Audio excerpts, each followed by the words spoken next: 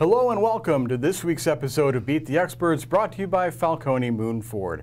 Alongside Mike Bires, I'm Andrew Chiappazzi. Weather permitting, the playoffs in baseball and softball begin this week. AJ, 11 local boys baseball teams, 11 girls softball teams are in the hunt. Let's break down some of the games. Yeah, and one of the best pitchers in the WPIAL so far this year, by my count anyway, has been Hopewell's Joey Rock. He's been outstanding. Of course, he's a future Division I college pitcher. He's been Hopewell's rock, to put it mildly. And really, he's 6-2, a 1.36 ERA, struck out 73, and he's only walked 6. That's the hallmarks of a great high school pitcher.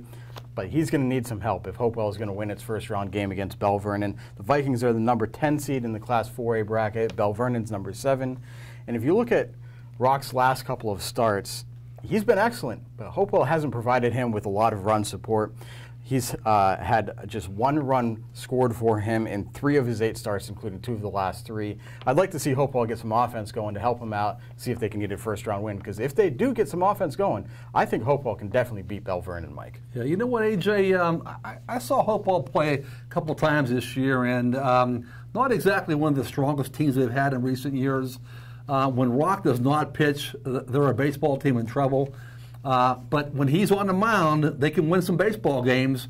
And, you know, last year in the WPIAL playoffs, including the third-place consolation games, he actually threw 3 shutouts last year, including 1 shutout against number 2 seed Knock. And the winner of the Bell Vernon Hopewell game plays Knock in the next round of the playoffs. So I think Hopewell's going to win this game. You know, Mike, when the WPIAL baseball brackets first came out, I was curious as to how the WPIAL was going to treat Section 3 in Class 1A. Quigley, of course, first section championship ever. Western Beaver, a strong finish. Cornell and Rochester, both solid teams. But Quigley got the number 4 seed, and Western Beaver, the second-place team, shoved all the way down to the number 10 seed, and they'll open up the playoffs against Monessen. I think Western Beaver, even with that seed, has a really good chance to win a couple of playoff games here this year. The Golden Beavers have won 8 of their last 10 games. They have 2 solid pitchers in Sean Tanner and Jetty Young. The bats have come around recently. That screams like a team ready to make some noise in the playoffs. They need to be sharp. They weren't in their playoff game last year against Jeanette. Not only do I think Western Beaver can beat Monessen on Tuesday, but I think they might even challenge Union, the number 2 seed in the Class 1A bracket, in the quarterfinal round. Hey, Jay, I like Western Beaver a lot. I saw them play. They lost to Quigley the game I saw this year. It was a 4-0 Quigley win. It was really a good baseball game. Western Beaver can hit the ball. They have a pretty good pitching staff. They have some players who've been around for a while, veteran players, a nice mix of veterans and underclassmen. Like you, I'm surprised a bit they got a number 10 seed because they're a pretty strong baseball squad. Maybe it's because they play in a section that has teams like Avella and Clareton, you know, very bad baseball teams. All sections have a few bad teams, but maybe that's why Western Beaver got the number 10 seed. Finally, the Freedom softball team is in the postseason for the 2nd consecutive year, Mike, after missing out on the playoffs for 33 years in a row.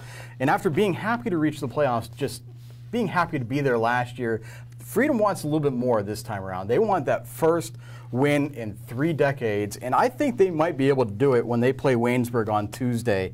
You know, the biggest challenge for Freedom might not necessarily be anything that Waynesburg throws at them, but it might be just getting out of their own way. When Freedom is good, it's because Madison Slewinski's pitching well, and they have some run support. So Slewinski, Tricia Spiker, and Lex Halvin all need to get a couple of good early at-bats, and maybe, just maybe, Freedom might be able to get that long-awaited playoff win. Hey, Jay, Freedom is one of the Jekyll and Hyde teams.